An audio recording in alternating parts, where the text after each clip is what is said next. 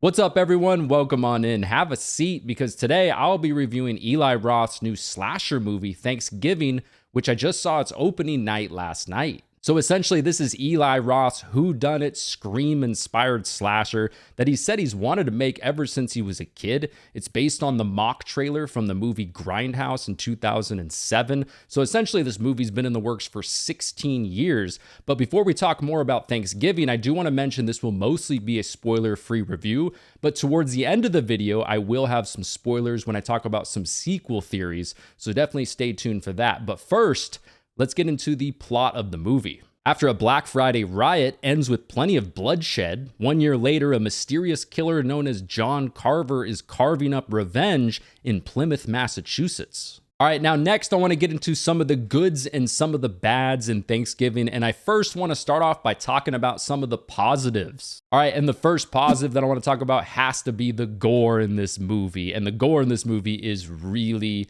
damn good. If you like gore in your horror movies and your slasher movies, especially over-the-top gore, you're going to like the gore in this movie. Eli Roth is well known for his gore, but this is probably some of the best he has ever made in any of his movies. The gore in this movie is really, you can clearly tell it's supposed to shock you, make you laugh at times, and just say, holy shit. And it does throughout the movie. None of the kills really that I can remember feel like an afterthought in the production. The production definitely feels like they put their all into pretty much every single one of these deaths. They're creative, they're well thought out, they fit into the story, they're unique and interesting, and they just, like I said, make you say, that just happened, damn. Up to this point, Eli Roth, just throughout all of his films, has a really impressive category of deaths and kills in all of his movies.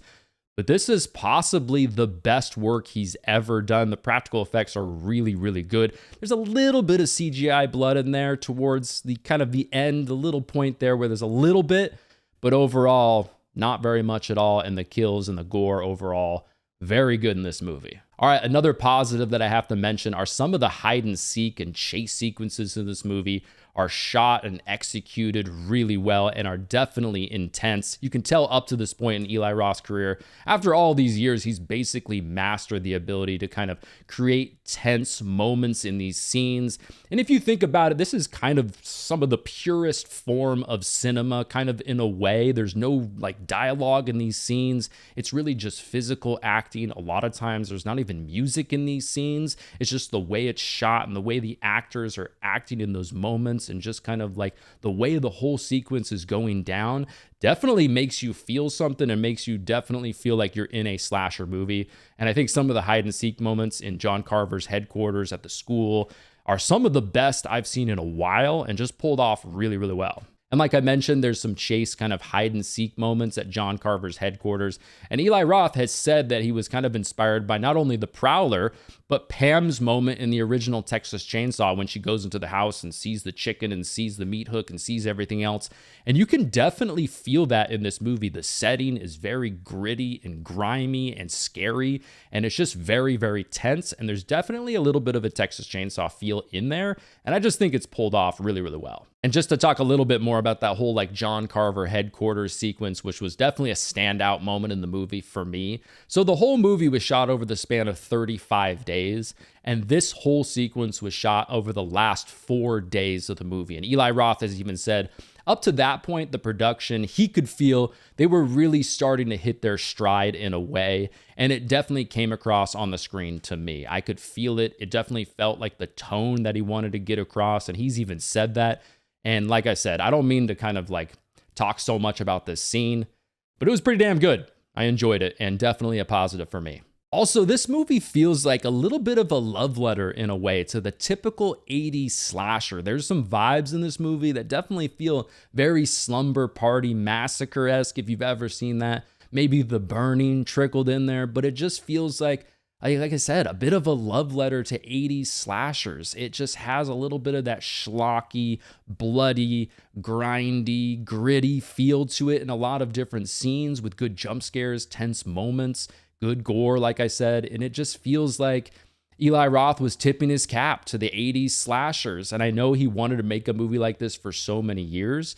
And he definitely pulled off a lot of things that do kind of, like I said, tip their cap to the classic slasher that he grew up on. I also think the movie does a good job disguising the killer. I found myself throughout the movie trying to pick up on maybe physical cues or different little things that I could kind of just try to figure out who the killer is, but they do a really good job not letting you do that. I mean, also, Eli Roth has even said they had different actors play the killer in all sorts of different scenes. There's a ton of different actors playing the killer, essentially.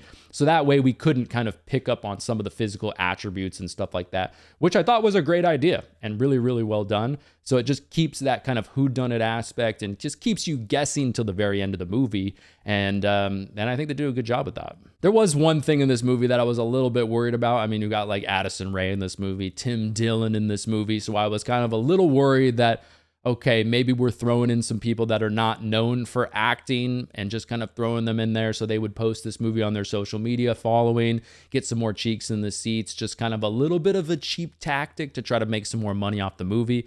But no, that didn't happen. I was actually impressed by Tim Dillon's performance. I thought he did a great job just kind of playing like the comedic relief at times. There's a really cool moment in his apartment that I enjoyed the hell out of, especially the end of that moment. If you've seen the movie, you know what I'm talking about. It was great. I loved it. I loved the dialogue. I think Tim Dillon did a great job. Can't really say too much about Addison Rae, though. Her character was kind of a throwaway character in a way, very forgettable. She didn't have a ton of lines, but she was in the movie throughout it and didn't do a bad job at all. I thought she did a serviceable job. Nothing great, nothing bad, but I could see her being in more movies going forward. So those two actors I was a little bit worried about. Not Tim Dillon so much, but I think they did a good job, especially Tim Dillon. I was impressed by what he did. And I'm looking forward to seeing him in more things for sure. Another positive for me in this movie was just the runtime of the movie and the way the movie was paced and the way the movie was edited. It felt like the movie didn't run too long at all. It felt very sharp and crisp and concise in a lot of ways. None of the scenes really dragged on way too long. I think the movie was 106 minutes long, and it felt good towards the end of the movie. Like you didn't feel like that was exhausting. You didn't feel like certain scenes, overstayed their welcome in a way. It felt very sharp. Plenty of kills to keep you engaged. Plenty of tense moments to kind of offset the slower moments and things like that. And the movie really wasn't that slow. It was a slasher that was fast-paced. And I enjoyed that aspect. Another positive that I want to mention is I like how the movie kind of modernizes the slasher in a way by using social media and live streaming and things like that. So I'm getting ready to do a full like Eli Roth movie ranking of all the movies he's ever directed. And I finished watching Knock Knock recently. And in Knock Knock, he also does something similar where he kind of uses an old plot line and then kind of intertwines social media and live streaming in a way into that. And I think in this movie, they do a really good job with that as well. You've got these moments where like the killer's trying to, obviously get as much shock and as much, eyes on these crimes that the killer's doing to kind of create as much chaos in this town as possible. And the cops try to use that against the killer, and the killer also tries to use that against them in a way. And I just like that whole aspect of how it kind of modernizes the slasher, because things aren't the same. These kind of kills that would have happened in an 80s slasher would have been a lot different on how the cops are trying to, track down the killer. And in this movie, they're like, okay, how are we going to modernize this and, kind of create a way where we can try to track down the killer in a society where everybody is essentially recording and live streaming everything. And I think they do a good job kind of modernizing that in a way and using social media. And let's be honest, guys, as great as Thanksgiving is, we definitely needed some more Thanksgiving horror movies, some more Thanksgiving slasher movies. So having this movie added to the catalog to watch during that holiday in between Halloween and Christmas, love that. We get some Thanksgiving vibes for sure in this movie, which was also great. So I enjoyed that. All right, and next I want to move into some of the things that I feel a little bit mixed on in the movie to me. And the first mixed category that I want to mention for me is some of the dialogue in the movie, which is pretty much trademark Eli Roth. It's kind of that college frat party, high school jock kind of dialogue in a way, which can be a little bit silly and schlocky at times. I usually don't have a problem with it. I definitely was at a certain age when a lot of the Eli Roth big movies were coming out in high school for me. So I usually don't have too much of a problem with that dialogue because I'm very used to it in a way.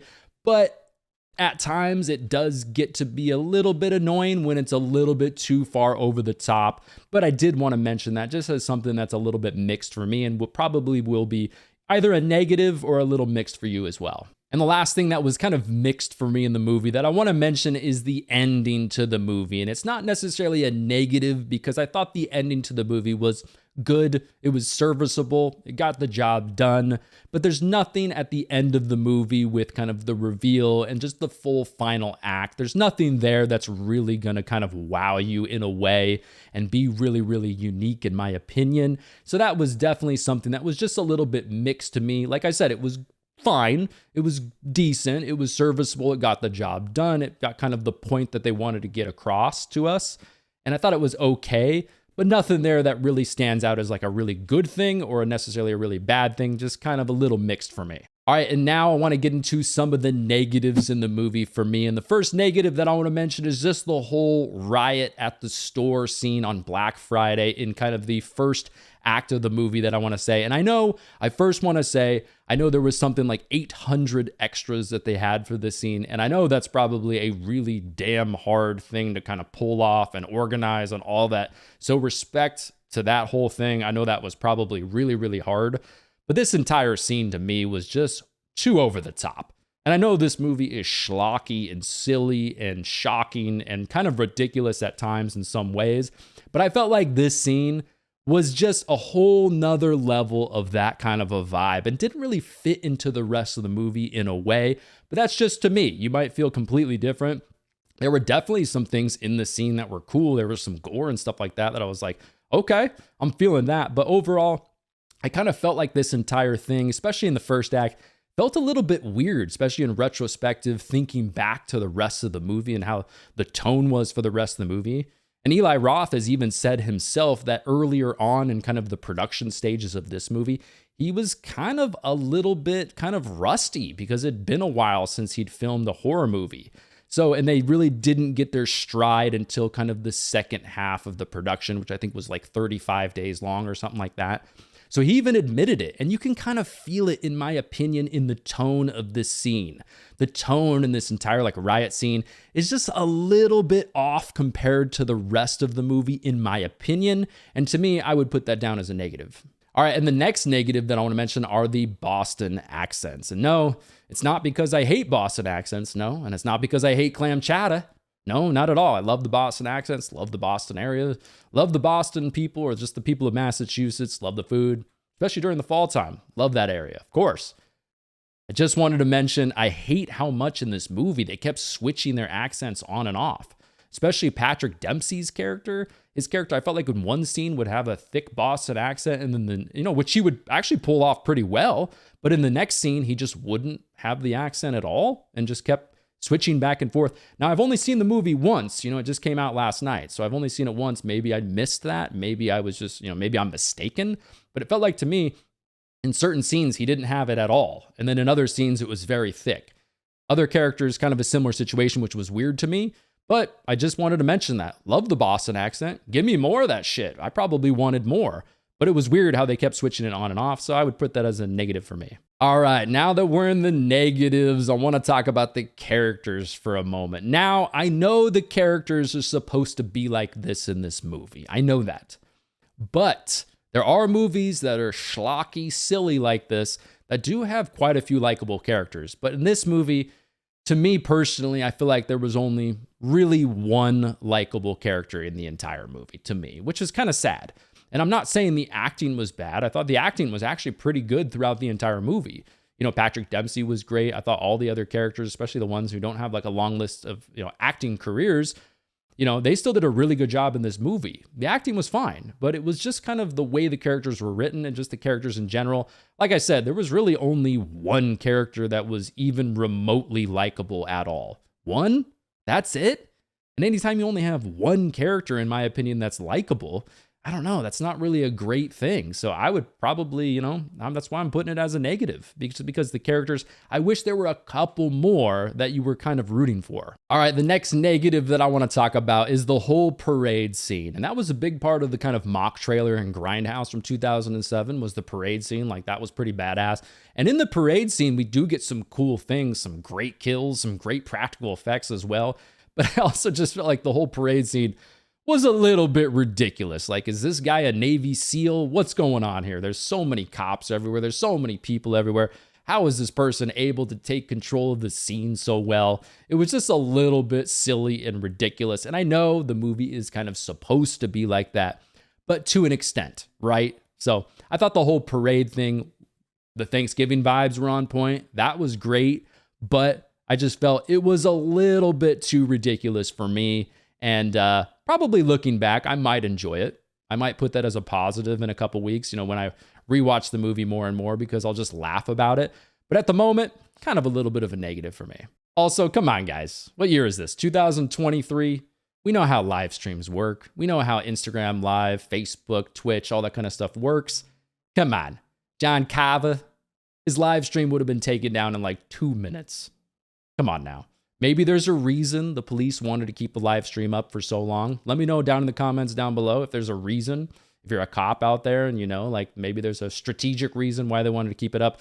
But pretty sure they wouldn't want to keep a live stream going showing all this graphic shit for all the people and kids to see anywhere across the world. I mean, hell, anytime I'm trying to like watch a UFC stream on Twitch that's done illegally, so I heard from a friend. I mean, I don't do that. Clearly, never. I've never done that. I just heard friends that do that. But that shit gets taken down super quick. Okay, like 2 minutes. All right. And John Carver, his would have been taken down too, very fast. So that was like a little bit silly, but not a big deal. Kind of a nitpick. All right, and the last negative that I want to mention is typical for a slasher movie, but the cops in this movie are pretty damn dumb. You've got these characters who are clearly being targeted. You've got the proof right in front of you that he's trying to kill them next, yet the cops don't do anything to try to protect them. Don't put them into safe hiding. Now, I know some of it is kind of a bait thing. I know about that, but still, the cops throughout this movie, very similar to a movie like Scream, are just pretty damn dumb, making stupid decisions throughout the movie. Now, you could say there's a reason behind that. I don't want to spoil anything, but still, I got to put that as a negative. I usually put that as a negative for Scream as well, because I get it. Some silly decisions here and there, but when the cops are just kind of like overly stupid and overly ridiculous, that goes down as a little bit of a negative for me. All right, and next I want to get into a little bit of a spoiler chat with my theory on what a potential sequel would look like. So if you haven't seen Thanksgiving, I'd recommend clicking away from this video. That's kind of your warning. So obviously, if you've seen the movie, it's pretty obvious that Patrick Dempsey will be back. They didn't find his body. They think it just burned alive. Kind of just seems like the cops are being lazy. And anytime that happens in a slasher movie, that probably means they're wrong. So Patrick Dempsey will be back in the sequel. But that's not really my theory. That's a little bit obvious. I think in the sequel, it's going to be revealed that in this movie, there were actually 2 killers in this. And I think it's going to be Patrick Dempsey's son. And my reason behind that is for a few reasons. Earlier on in the movie, when he goes to that Thanksgiving dinner and they're like, oh, you're single, a good-looking man like you? And as an audience, you're kind of thinking the same thing. You're like, this guy has a steady job. He's good-looking. I mean, shit, it's Patrick Dempsey. Why is he single? I think they're hinting that he wasn't always single, and they're going to kind of reveal that in the sequel. And in the sequel, they're going to reveal, like I said, that he has a son, and the son was helping him with the murders, and the son is in high school. It's one of the people in the high school and was helping him in the murders in this movie. And I think the son is going to be pulling off the murders in the sequel. And at the end of the sequel, they're going to reveal not only that Dempsey is alive and helping with the new murders in the sequel, but that he has a son, and he had that son with the woman in this movie who they revealed he was having a baby with, who died at the Riot Mart. I think they had another child many years ago who's now kind of high school age-ish, who's going to be revealed as somebody who is helping with the kills. Kind of my interesting theory, sequel thoughts, one day after watching the movie. Might be way off. I might have to ruminate and think about it a little bit more, but that's just my kind of initial thoughts on a potential sequel. All right, here are my final thoughts on Thanksgiving. I think this movie's a good movie to go and see with friends in the theater. If you have a group of friends, or you just in general enjoy gore, enjoy slashers, enjoy kind of like silly dialogue and funny moments, I think you'll enjoy this movie. Like a lot of Eli Roth movies, the story's not too complicated. It's one of those movies you can kind of shut your brain off a little bit and just enjoy and sit back and watch with some popcorn and things like that. Like I mentioned, really good gore throughout the movie. But if you want something more than just Thanksgiving vibes and good kills, is it worth $15 to go and see? Maybe not. If you're not a huge slasher fan, I would probably stream it. But for me, as a big slasher fan, as a big horror fan, I think it's worth seeing in the theater. But like I mentioned, if you're not a big fan of gore and slashers, you could probably just wait until it hits streaming, because there's nothing here that's really gonna wow you in a sense, like I mentioned earlier. But overall, the movie sets out to do something, and I think it executes it pretty well. Thanks everybody for checking out my review of Thanksgiving. If you enjoy Eli Roth movies and you enjoy gore, highly recommend checking out my review of Hostel, one of the best Eli Roth movies ever made. I will also link for you here my review of The Burning, one of the best slasher movies ever made. Definitely go and check those out. Also, make sure you subscribe to the channel, because I will have a full Eli Roth movie ranking video out very, very soon, ranking every single movie that Eli Roth has ever directed.